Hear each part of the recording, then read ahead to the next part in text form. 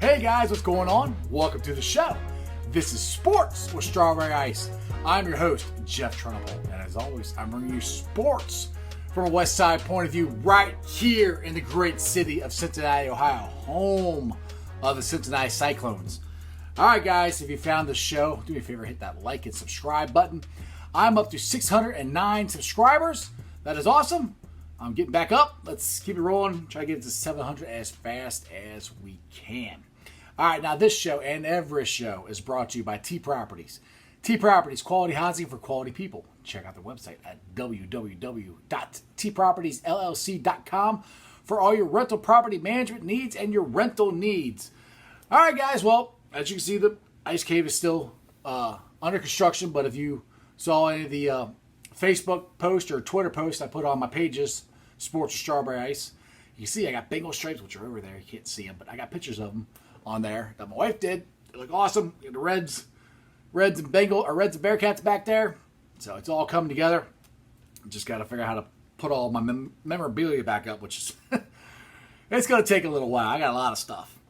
All right. So one of the Reds fan favorites this year, or from last year, got released. Asked for his release. It was Dietrich. He exercised his opt-out of his contract and has been granted his unconditional release. Now, for me, it's not surprising. I mean, yesterday the Reds sent him to Pasco, which is essentially the minor league park for the Reds, and he was playing in major leagues. So I don't disagree with him trying to opt out of it. Now, some fans are upset, about it, but if you really look at it, I mean, he had a really good first half last year, and that was it. The second half, he didn't do anything. And then this year, with the setback and everything, and spring training 2.0 or summer camp, whatever you call it, Derek wasn't even there for most of it. He just came back last week. He was positive for COVID, so he got off to a slow start there, and he was just behind the 8 ball, and there's other guys who have stepped up and took his spot. So I know he's a fan favorite, and I like him a lot. I was hoping that if he did make the team, he'd play more like he did in the first half of last year and not the second half. But good luck to him on trying to make another team. All right. Now, usually on Mondays, I do what's the best thing you saw over the weekend. For me, I don't know about you guys, best thing I saw over the weekend was actual baseball games on TV. Yeah, there was no fans. Yeah, guys were wearing masks. Yeah, I don't care. It was cool. They had announcers. It was like as normal as you could get. The Reds on their website, CincinnatiReds.com, did Reds versus Reds, and Chris Welch was doing the commentating, and it was awesome. It was really surreal because in between the innings, they would pan back and just have a shot of the guys walking off the field and walking back on the field, and they had the sound of I think it's the show, MLB The Crowd sound, and it looked exactly like the video game of the guys running in and running off. That was the part I'm kind of like, wow, it looks like I'm watching a video game, that part. But the rest of it was fun. It was great getting to listen to Chris Welch do the play-by-play, and it was fun. And like I said, I am not a Yankees fan or a Mets fan or Cubs fan or Sox fan, but those games were on TV, so I was watching them. I was very, very happy. So that was the best thing I saw over the weekend. What was yours? You can message me at Facebook or Twitter, Sports with Strawberry Ice, or down below here on the YouTube channel. All right, we're getting closer to Bengals training camp. I know everybody's freaking out because the Jets and Giants said that they're not going to let any fans in for training camp and until further notice and yada, yada, yada. That's fine. As long as they keep moving forward to try to play the season, I'm fine with it. I mean, I still hope the Bengals let me go to the game, but none of this, to me, means that we're not going to have a season. And people keep reading into this stuff going, oh my goodness, they're not letting fans in. They're not letting fans in anywhere except for NASCAR. That's the only ones that's letting fans in. So I'm not really sure why that's such a big deal and everybody's kind of freaking out about it, because no fans have been at anything yet since March. So if they don't let fans in, they don't let fans in. As long as they play, that's cool. Now, when the Bengals do start their training camp, the Bengals will have a new defense. Brand new defense, basically. I got this from Bengals.com. Now, the Bengals attacked their offseason with a clear plan to upgrade their defense at every level. A fury of additions through the draft and free agents. It is possible that the Bengals have at least 6 new starters on opening day. 6. That's a lot, especially since we haven't been able to practice. Now, this is after ranking among the bottom third in defenses in most categories.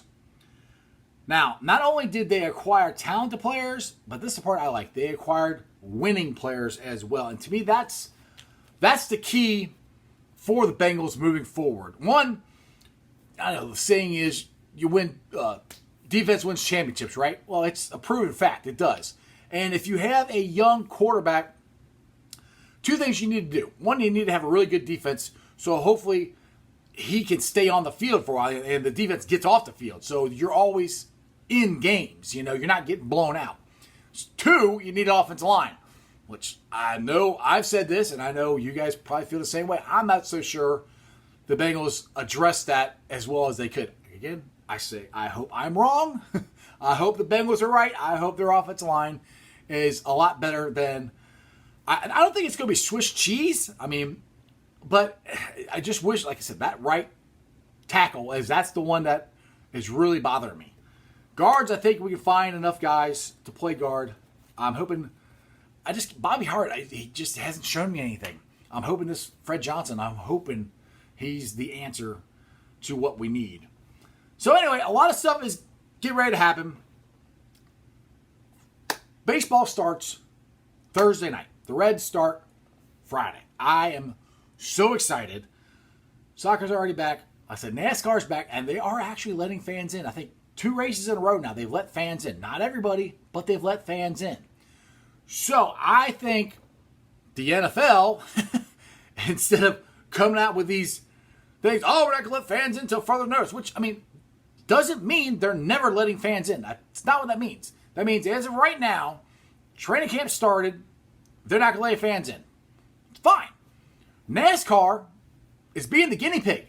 They're trying to figure out if we can let fans in and if it's safe and if we can do this. So I'm not a big NASCAR fan, but go NASCAR. I'm hoping this works out and we are all good to go. And when football season rolls around, we can go to the games. Now, if the players want to get rid of another preseason game and just have one, that's fine. I don't care. It's preseason. Who cares? My only issue with not having those is you got to do something. The players you got to have combined scrimmages or something to get the players in shape, I think, to play a football game without injuring themselves. Everybody's worried about the COVID, which you have to, but you also have to worry about not hurting yourself playing the daggone game. Because they get hurt a lot as it is with all the stuff in the offseason that they normally do, which they did not do this year. So I really do think there's going to be a lot more injuries this year, despite the COVID, despite that. So my concern is that they have to do something to get themselves prepared to play the season. And I'm hoping that they do mixed scrimmages. The Browns can come down and to the Bengals, or Bengals can go up to the Browns, and you can do some scrimmages. We can do it with the Colts. We got different close NFL teams, within 4 hours of each other. You could drive to it and do some scrimmages together and hopefully try to help get the players ready. Anyway, I just want everybody to just relax. They haven't canceled football yet. I don't think they're going to. Like I said, you got to look at what's actually happening. Every sport is coming back. College football, I don't know. That's a whole different thing. I don't know about that.